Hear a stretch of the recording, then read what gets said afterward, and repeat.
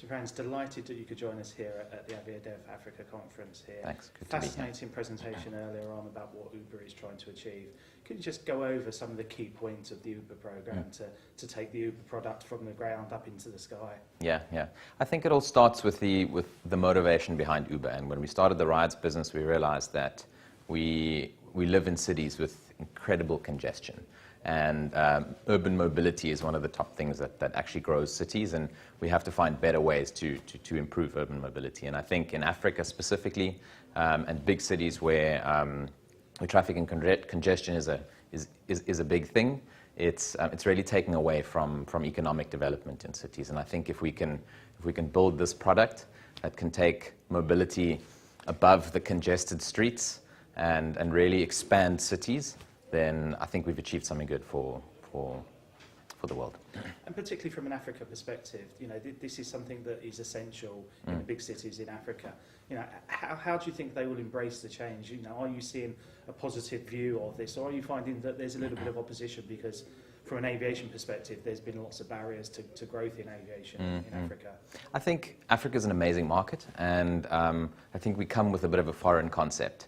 And I think in the different African markets and around the world, we definitely, I wouldn't say get opposition, but I think it's such a new thing. And it takes a bit of time to make that mind shift. But what is encouraging in Africa is governments are excited to be innovative. We see it in East and West Africa. I think specifically in East Africa, we've seen such incredible growth of our core product. But down the line, when we get to realizing Uber Elevate, then I think it will definitely contribute to African cities. I think we want to make it work in some of the bigger cities around the world first, but Africa desperately has a need for this.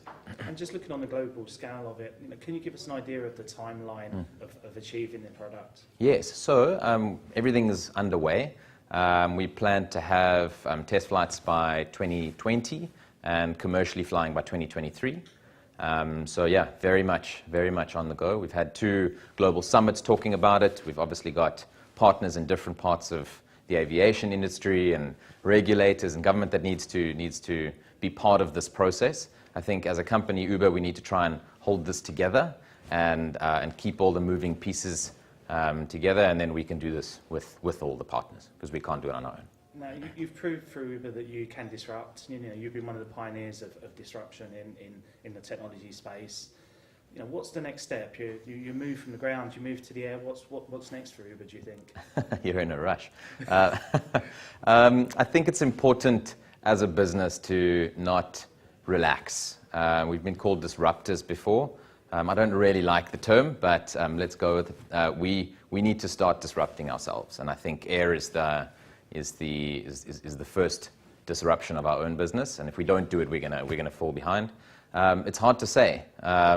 I can say space, but it's probably still a little bit further in the future, where Elevate is actually quite close. And on the perspective of the African market, what do you think are the main obstacles that you could face to achieving your goals? I think there's huge infrastructure investment. These sky pods that I spoke about earlier, it's incredible investment to make sure that we can get facilities that integrate with the ground infrastructure and get investment for that, because it's not something that we can do on our own. And I think just making sure that we can really optimize the network with all the different nodes, and I think that infrastructure could be a barrier. But based on the interest we have from investors around the world and the interest of governments that actually want to have this on their shores, it could be less of a barrier than what we see.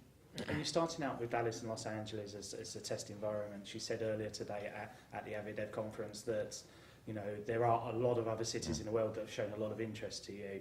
Can you perhaps give us an idea on how this will roll out across other parts of the world?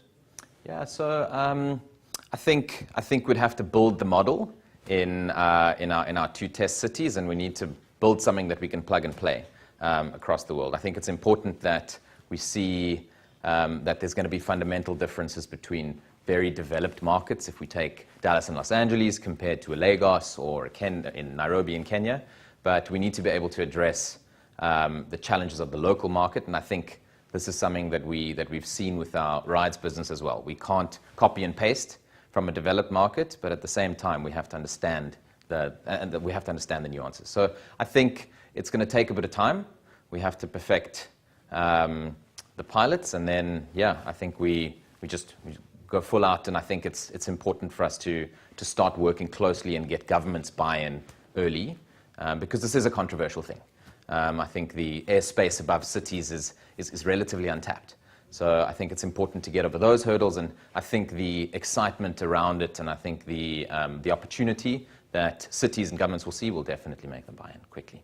And what's been your observation here at the AviDev conference? You know, I know you haven't been here for long, but you know, what have you seen, and why is it important that we have platforms like this to discuss projects? Yeah, I think it's been fantastic to see the collaboration. So I was at the event not last night, the previous night, and we had the mayor of Cape Town talk, and then we've got people from airlines, we've got AXA looking after the airports in South Africa, and I think it's super important to be connected. And I think if we try and superimpose this onto the Uber Elevate project, it's very important that all the different facets of the aviation industry come together to actually make this thing work. So I suppose this is an example of getting everybody together around the table and making it work as an industry. It's not just the airlines or the airports or Uber. It's all of us doing it together. And just finally, if I could grant you one wish for the project and everything else in Africa, what would it be? Well, one wish for the Uber Elevate project is to bring it to Africa as soon as we can.